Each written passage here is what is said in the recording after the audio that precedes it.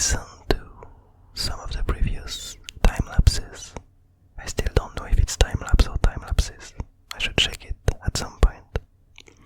So if you've listened to one of them, you know that I'm not entirely happy with how this doodle was made, how it looked in the end.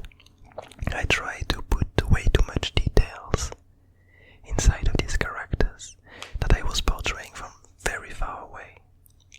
And so the balance of intensity was really kind of loaded. It was imbalanced in the sense that it was way too black, way too dark. There wasn't enough of this emptiness in the characters and not enough of these shadings, of this dot-like texture. And so visually I wasn't really happy with it. I was happy with the story that was being portrayed. It made a lot of sense and I enjoyed how it turned out and how it advanced the things that we knew from the previous events. And so today I decided to go for a zoom in this event, in this scene, to try to kind of give some peace to myself and try to create a doodle that would allow me to show more of the details of what was happening.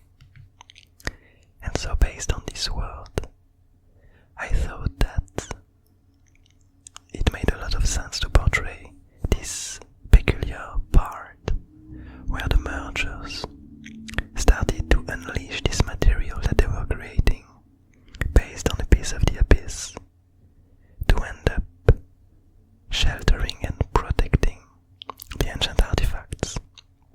This border that they made and that they're spreading to show their dedication to protect these old places from the will of this blob ruler. And so here, what we see in this scene is first the mergers at the bottom with their tentacle-like limbs still making more of this material, of this abyssal material, moving it around, mixing it, adding some things to it, and making it reach forward and spread along the axis,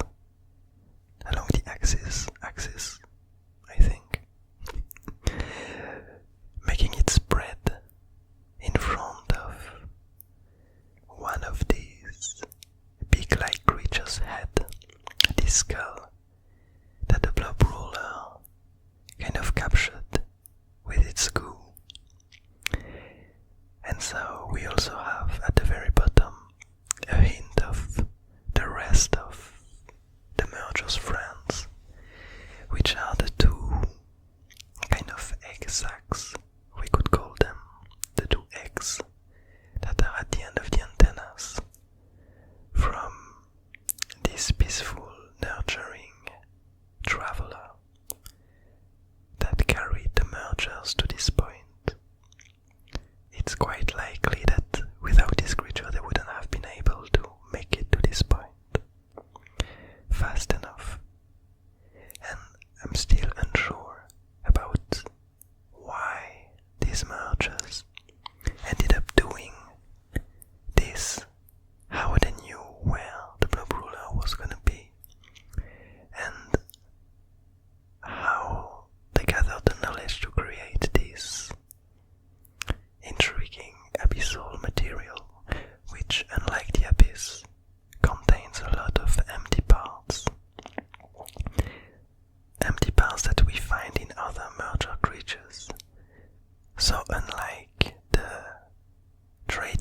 merchants, which are the other mergers that we know of. These ones do still seem to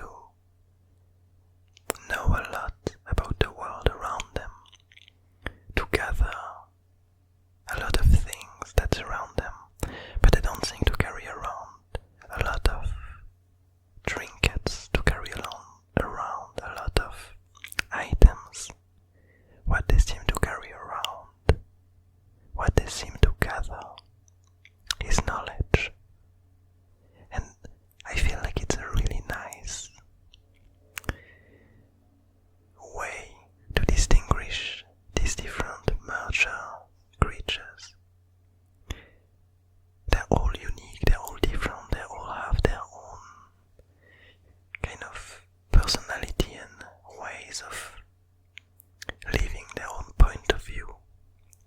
But in the end, what makes them mergers, despite their ability to shape-shift into, like their name implies, merge with other creatures, what makes them peculiar is this thirst for hoarding things, like a dragon, which holds lots of treasures.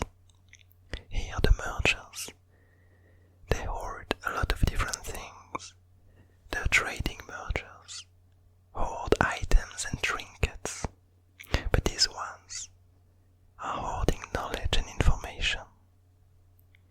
And so they used it, probably for good reason, if we believe that they know a lot more than us about the Abyss Garden.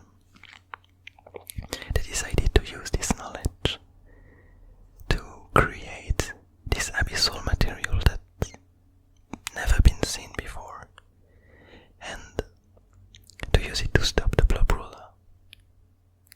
And so, next to this material that's trying to breach it, we have this head, this skull, that used to belong to one of these big creatures that peacefully lived on the land, on some deserted places, some places where creatures have a hard time surviving, and they live there and grow there for eons and eons, a bit like plants, taking a long time to grow, and ending up observing the environment, and not unlike these specific mergers, learning from the environment and gathering a lot of knowledge. But here, this peculiar one met quite a tragic end when it got swallowed by the blobs and ended up being controlled by them. And a tiny detail that might not look like much, but as we see, I try to add some kind of movement and impact in the way that this peculiar blow from this skull, which is actually one of the hands of this gigantic creature that the Blob Ruler made out of all these skulls. And so we have this kind of impact, and we see the movement of the skull going forward, and we see all these drops of goo and these drops, these blobs kind of falling backwards. And so we might interpret this peculiar drop on the eye, in the eye of this big creature.